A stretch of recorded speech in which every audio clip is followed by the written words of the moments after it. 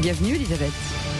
Merci, bonjour Cécile, bonjour à tous. Oui, alors il y a une polémique sur le voile qui rebondit, alors avec un hashtag pour les auditeurs qui n'ont pas vu, autour du voile et autour du hijab. Je ne vais pas le dire en anglais parce que je n'ai pas envie, mais il existe quand même évidemment ce hashtag.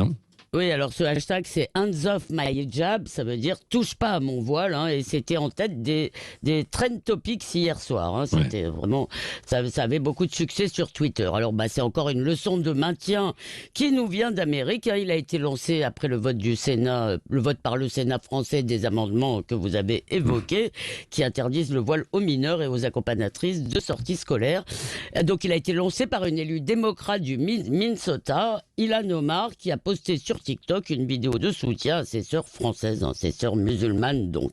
Et ça s'inscrit en fait dans de nombreuses attaques qui viennent du monde anglo-saxon contre la politique liberticide française. Je vous donne un exemple. 2021 et les hommes légifèrent toujours sur ce que les femmes peuvent ou ne peuvent pas faire de leur corps. C'est islamophobe, c'est misogyne. C'était en anglais mais je vous l'ai traduit. Et tout ça est repris par l'islamo-gauchiste offert française avec un argument qui est « je m'habille comme je veux ». Alors je m'habille comme je veux, ça on peut l'entendre.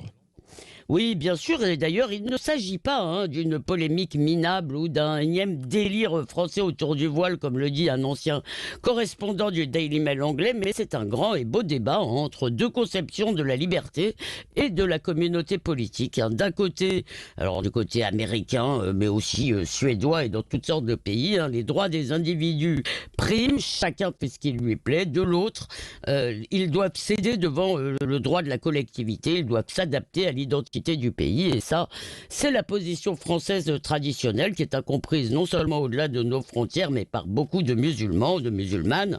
En quoi le voile que je porte librement vous gêne-t-il ? Eh bien, la réponse, c'est que, bien sûr, il heurte notre conception de la liberté des femmes, mais aussi notre conception du vivre ensemble, qui impose une certaine discrétion dans l'espace public. En plus, le voile est aussi aujourd'hui un étendard politique. C'est l'uniforme aussi des gens qui attaquent la France. Ça veut évidemment pas toutes les femmes voilées, bien sûr, mais c'est aussi un symbole.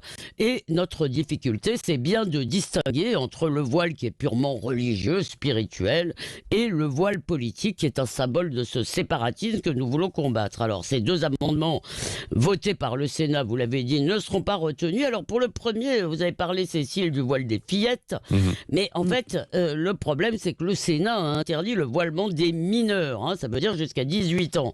Et c'est peut-être un peu compliqué d'autoriser une gamine de 12 ans à changer de sexe et d'interdire le voile à une adolescente de 15 ou 16 ans. Alors en fait, peut-être il aurait fallu poser une limite plus basse à 10 ou 12 ans, je ne sais pas, mais concernant vraiment les fillettes. Pour les accompagnatrices scolaires, c'est un peu autre chose, parce que je crois là que face à l'offensive islamiste, il faudrait tenir bon. Pourquoi ? Eh bien parce que les sorties scolaires, c'est l'école, c'est sacré.